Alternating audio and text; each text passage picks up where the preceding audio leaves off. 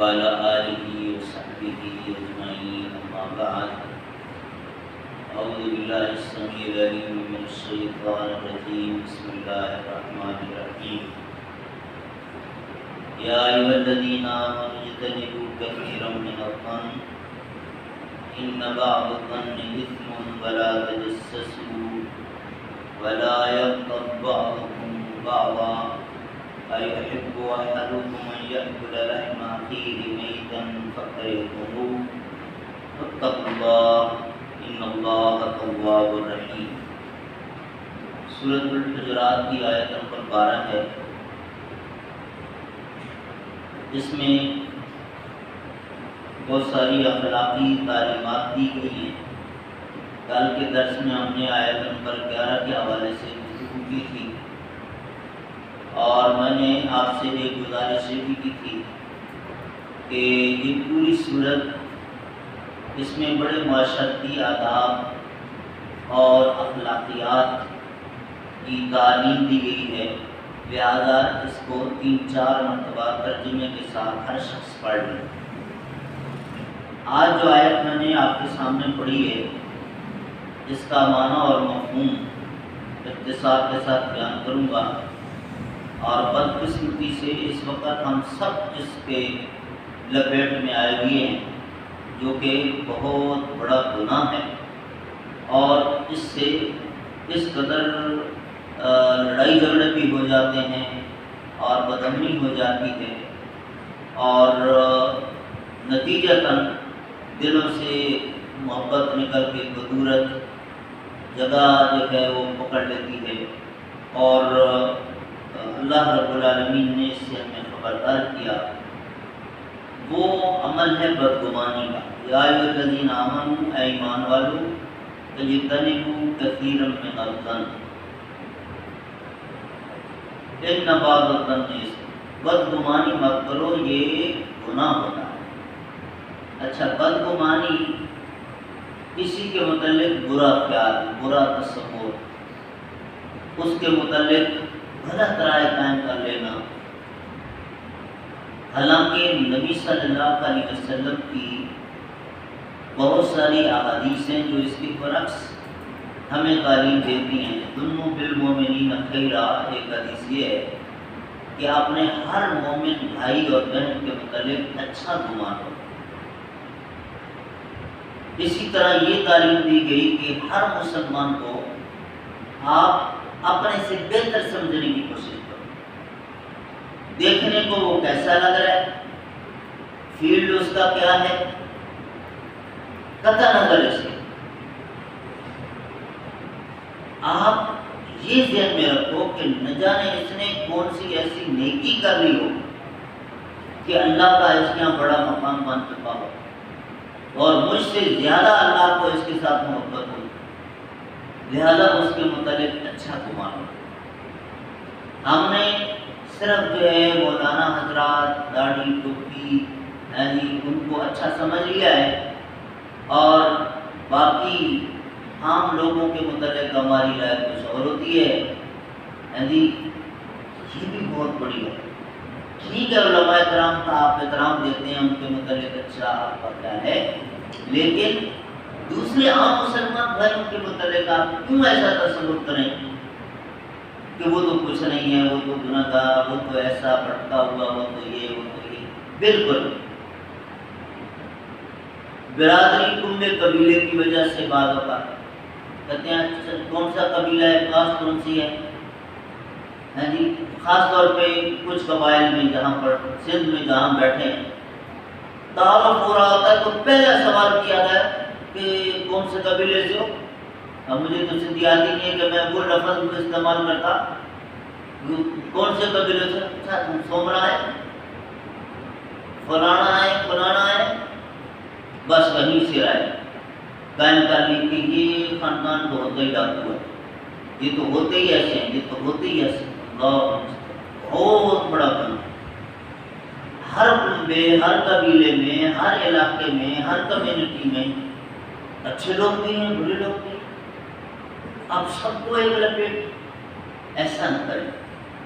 اچھا، اسی طرح ایک بڑی چپتی ہوئی بات ہے، لیکن یہ سمجھ اس پر بھی غور کرنے کی ضرورت ہے، کیونکہ میں خود بھی اس کا شکار ہوتا رہتا ہوں تو مجھے اس کا اندازہ ہے۔ آپ لوگوں میں سے الحمدللہ اکثریت کو یہ بات معلوم ہوگی کہ میں ایک گورنمنٹ آفیسر ہوں، 21ویں گریڈ کا، اور یونیورسٹی کا پروفیسر ہوں۔ اس کے علاوہ بھی اللہ نے مجھے بہت کچھ دیا ہوا ہے، لیکن جب میں یہ ادارہ چلا رہا ہوں تو اس کے حوالے سے مجھے عجیب عجیب باتیں سننے کو آتی ہیں، اور صرف یہ میرے ساتھ نہیں، اکثر بیشتر علماء کرام کے ساتھ عوام کرتی ہے۔ تفصیل کا وقت نہیں ہے، ورنہ میں آپ کو بتاتا آپ حیران ہو جاتے، لیکن ایک بات میں ضرور آپ کو بتاؤں گا۔ 2006 میں نے دوسری شادی کی تو ہمارے ایک دوست جو بھی یہاں نہیں بیٹھے، ہماری ٹرسٹی ہیں، انہوں نے مجھے راڈو گھڑی گفٹ کی۔ ان کے والد صاحب کو کسی MLA نے دی ہوئی تھی، استعمال شدہ، انہوں نے مجھے دے دی گفٹ کے طور پر، میں نے پہن لی۔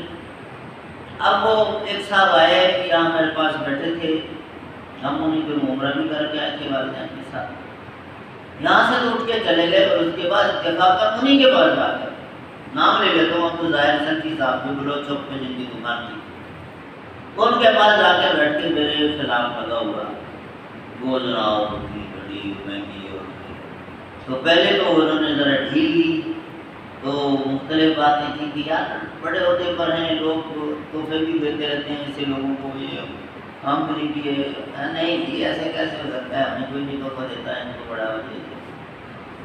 آخر میں تنگ آ کے اس نے کہا کہ خدا کے لیے وہ گھڑی میں نے دی ہے اس بندے کو جس پر تم اتنی بڑی بدگمانی لے کے بیٹھے ہو، وہ گھڑی میں نے ان کو دی ہے گفٹ میں، اگر میں نے نہ دی ہوتی تو آج تم نے اتنی باتیں کی تھی کہ تم مجھے ان سے بدظن کر دیتے۔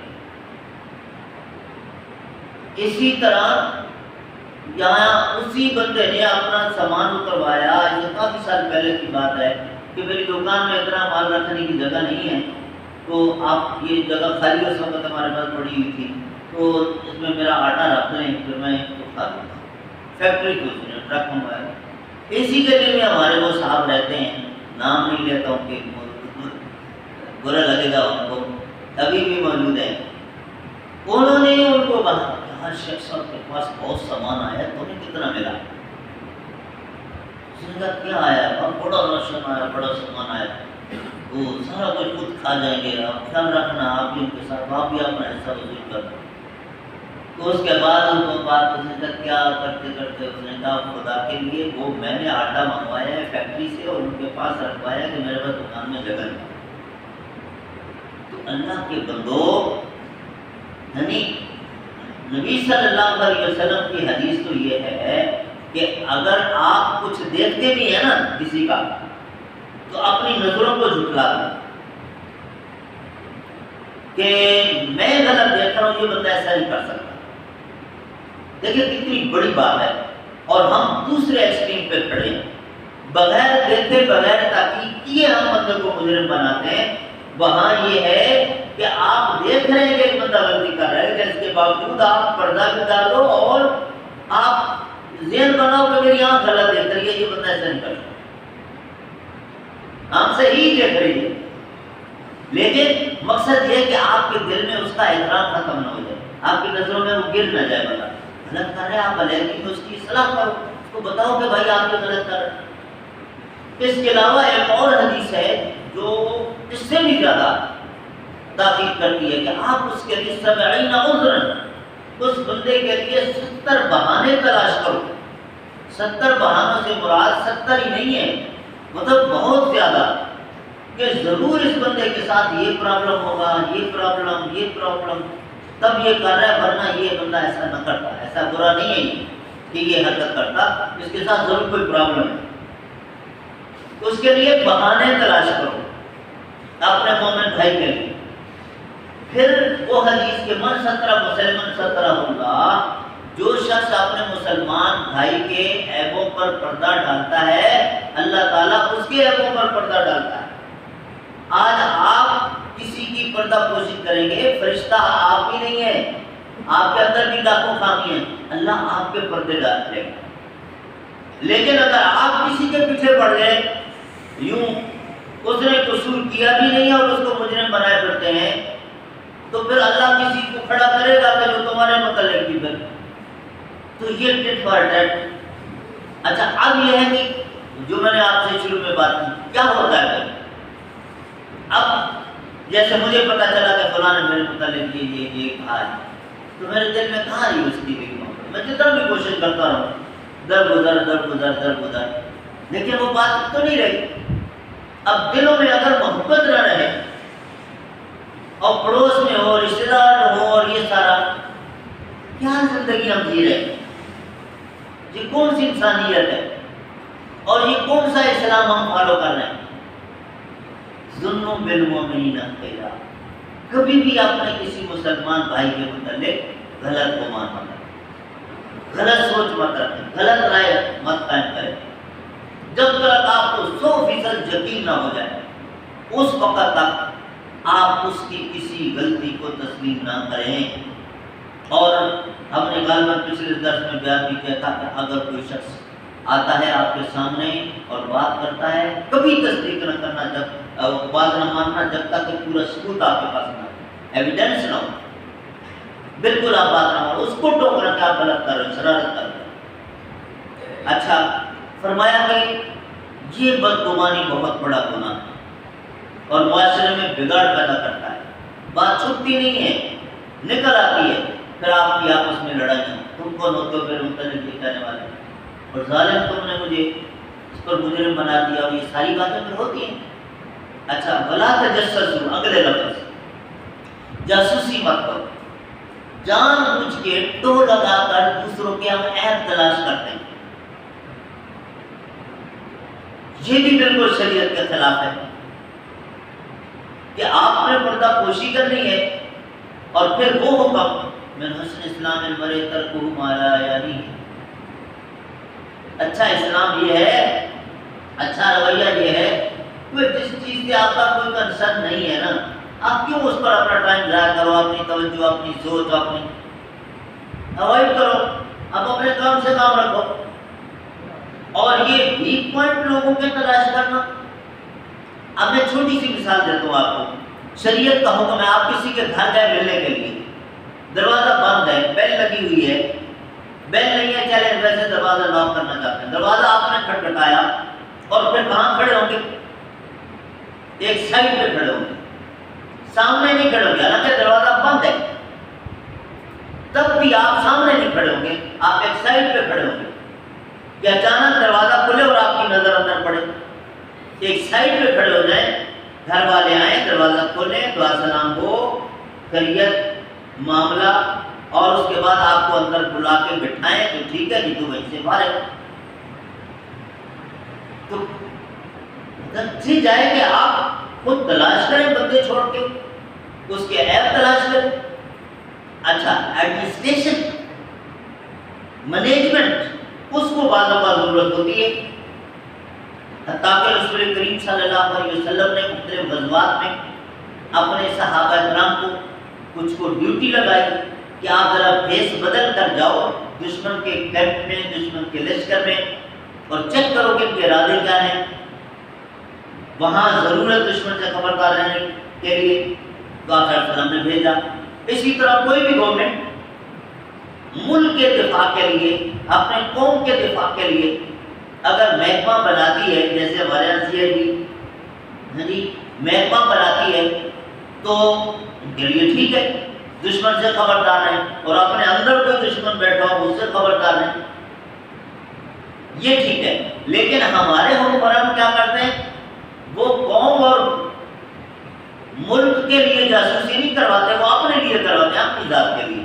میری کرسی کے کون خلاف ہے، میری حکومت کے کون خلاف ہے، وہ تلاش کر رہے ہوتے ہیں. یہ بھی غلط ہے. اچھا پھر جو اس ڈپارٹمنٹ کے ملازمین ہوں، ان کی ایک بڑی ذمہ داری ہوتی ہے کہ وہ لوگوں کو بلیک میل نہ کر سکتے. معلوم ہے نا میں کون سے ڈپارٹمنٹ میں کام کرتا ہوں، میرے ساتھ سیدھا سیدھا بننا. اور یہ اس بٹائی آباد میں بھگتا ہوں، میں 97 سے ہوں. ایک معمولی کانسٹیبل ہے پولیس میں، اس کی کیا اوقات ہے اگر دیکھا جائے. ویسے تو ہر بندے کا مقام ہے، لیکن پاور کے لحاظ سے میں کروں کہ کیا بات ہے کہ وہ بھی یہاں کے غریبوں پر دادگیری کرتے ہیں۔ ایک کوئی FIA میں کہیں وہ گھسی پٹی وردی پہن لی، اس نے لوگوں کے ساتھ، مطلب بے شمار میرے پاس مثالیں بندے آج بھی وہ موجود ہیں، میں نام لینے کی ضرورت نہیں، لیکن دکھ ہوتا ہے کہ مطلب یہاں کم پڑھے لکھے لوگ موجود ہیں، بیچارے اس ماحول سے واقف نہیں ہیں، تو آپ ان کو جو ہے نا بلیک میل کرو گے یا ان کے اوپر دادا گیری کرو گے؟ کیوں؟ آپ اپنے کام سے کام کرو، دوسرے ہر مسلمان کے حقوق کا خیال کرو، اس کی پردہ پوشی کرو، اس کو عزت دو، آپ کو عزت ملے گی، ورنہ چیف آف آرمی اسٹاف کیوں نہ ہو؟ پرویز مشرف دنیا سے چلا گیا، دیکھ لو جب تک وردی تھی اس نے جو فرعونیت کی، اور اس کے بعد جب وہ وردی اتری کیا حال ہوا اس کا، اور پھر آخر میں ہم نہیں کہتے کہ سزا ہی تھی، لیکن لال مسجد والا واقعہ چھوٹا جرم نہیں تھا اس کا، اور بھی جو کچھ ہوا، تو اللہ رب العالمین دنیا ہی میں گر، تو کبھی بھی طاقتور صرف رب ہے، باقی کوئی بھی بڑے سے بڑے عہدے پہ چلا جائے، کتنے ہی اس کے پاس اختیارات کیوں نہ جائے، اپنے آپ کو بندہ سمجھے، زمین پہ پاؤں رکھے، غریب کمزور لوگوں پر ظلم نہ کرے۔ یہاں ایک صاحب نشل ہے، شراب پیا ہوا، دورے جناب ہماری گاڑی کا تھوڑا سا راستہ کم تھا، گزرتی ہوئی اپنی گاڑی سے اتر کے اس کو جناب ہمارے ڈاکٹر کی گاڑی کو جوتے مارے، ڈنڈ ڈال کے اور چلا گیا، ہمیں جی FIA۔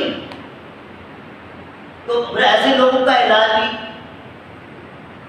ہو جاتا ہے، بڑے آرام سے ہو جاتا ہے، لیکن یہ کہ کیونکہ غریب عوام، کم پڑھے لکھے لوگ، ان بیچاروں کو ڈر جاتے ہیں، لیکن کسی پڑھے لکھے کے ساتھ ان کا ٹاکرا ہو تو وہ تو پھر سیدھا اس کے ڈپارٹمنٹ میں جاتا ہے، اور یہ پولیس ہو، رینجر ہو، فوجی ہو، FIA والا ہو، کوئی اور، میں آپ کو بتا دوں، آپ لوگ سب جو سن رہے ہیں میری بات، ان میں سے کوئی بندہ اگر زیادتی کرے تو ان کو سزا دلانا سب سے زیادہ آسان ہے، کبھی ڈرنا نہیں، کبھی گھبرانا نہیں، سیدھا ان کے آفس میں پہنچے، ان کا جو باس ہے نا اس کو جا کے کمپلین کریں کہ یہ آپ کی اس وردی کی وجہ سے ہمارے اوپر دادا گیری کر رہا ہے، پھر دیکھیں اس کا حشر کیا ہوتا ہے، آپ کے گھر آ کر نہ گڑے گا اس کا جو حشر ہوگا، لیکن ہمیں یہ پتہ نہیں ہوتا، ہم آگے جاتے نہیں ہیں، اور یہ پھر جناب یہاں اس طرح کی کچی آبادیوں میں، غریب آبادیوں میں لوگ جو ہے بیٹھ کر ان کے ساتھ زیادتیاں کرتے ہیں۔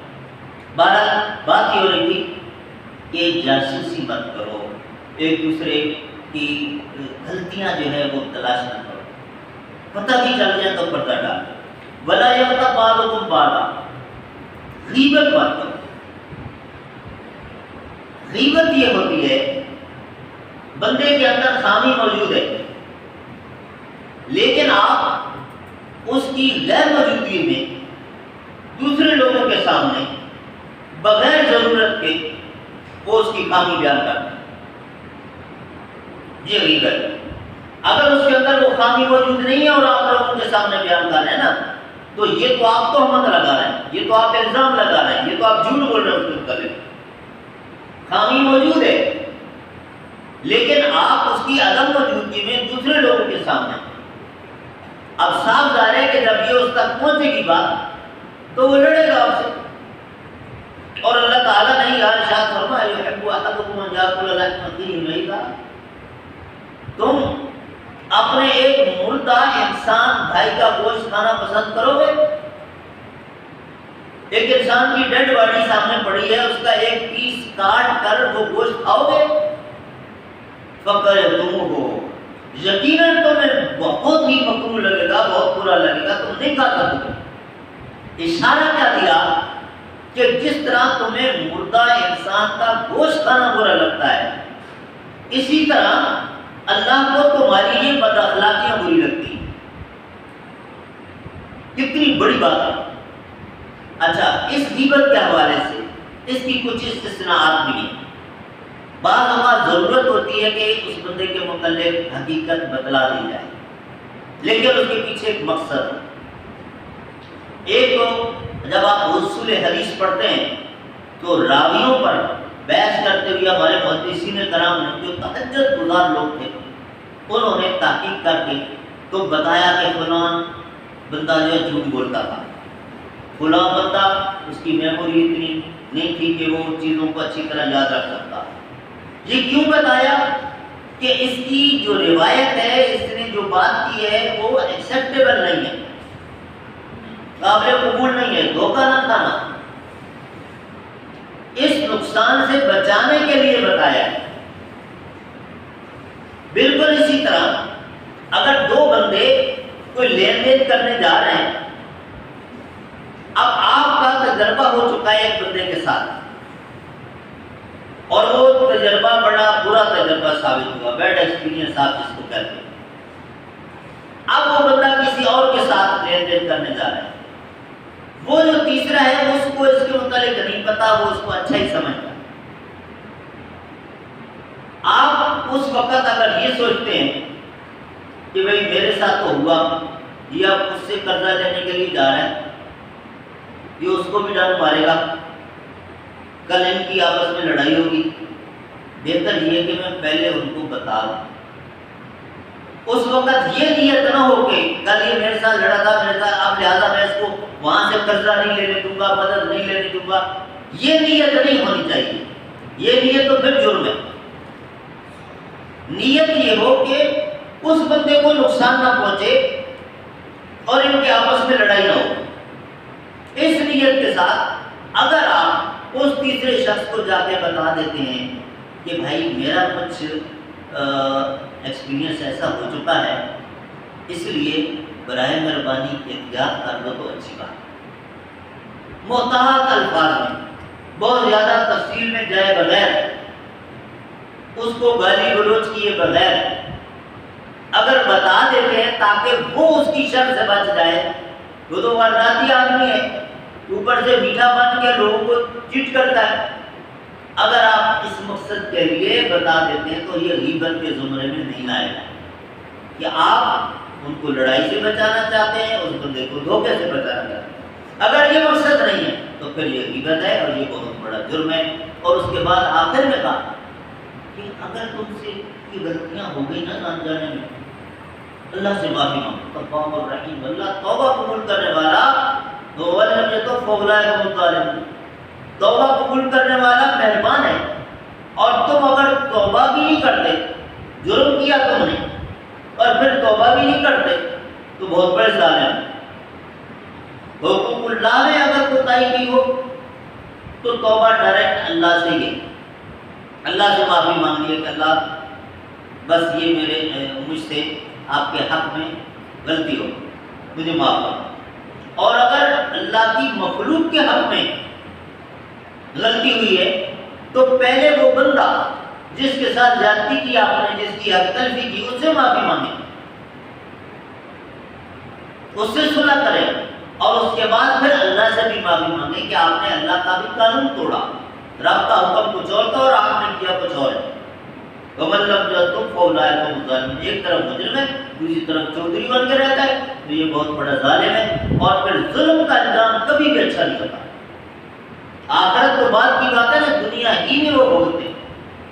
تو اللہ رب العالمین ہم سب کو ان تمام اخلاقی خامیوں سے محفوظ رکھے اور اپنے اندر وہ خوبیاں پیدا کرنے کی توفیق دے جو پیارے نبی صلی اللہ علیہ وسلم نے ہمیں سکھائی ہیں۔